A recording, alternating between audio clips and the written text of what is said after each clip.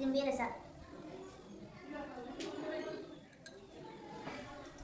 ದಾಸವಾಳಿನ ಹೂವಿನ ರಸ,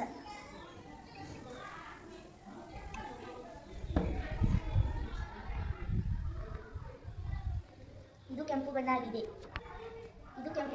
ಇದು ಆಮ್ಲ. ನಿಂಬೆ ರಸ, ನೀಲಿ ಲಿಕ್ಮಸ್. ನಿಂಬೆ ರಸ ನೀಲಿ ಲಿಕ್ಮಸ್ ಅನ್ನು ನಿಂಬೆ ರಸದಲ್ಲಿ ಅದ್ದಿದಾಗ ಅದು ಕೆಂಪಾಗಿದೆ, ಅದಕ್ಕಾಗಿ ಇದು ಆಮ್ಲ. ಹುಣಸೆ ರಸ ನೀಲಿ ಲಿಟ್ಮಸ್, ಕೆಂಪಾಗಿದೆ, ಆಮ್ಲ. ಹುಣಸೆ ರಸ, ದಾಸವಾಳದ ರಸ,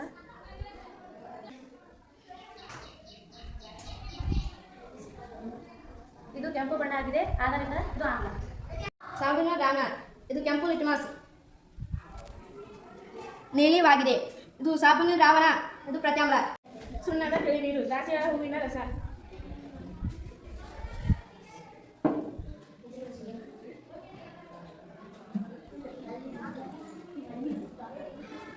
ಹಸಿರು ನೀಲಿ ಬಣ್ಣಕ್ಕೆ ತಿರುಗಿದೆ, ಆದ್ದರಿಂದ ಇದು ಪ್ರತ್ಯಾಮ್ಲ. ಉಪ್ಪಿನ ದ್ರಾವಣ, ನೀಲಿ ಲಿಟ್ಮಸ್, ಬಣ್ಣ ಬದಲಾಗುವುದಿಲ್ಲ.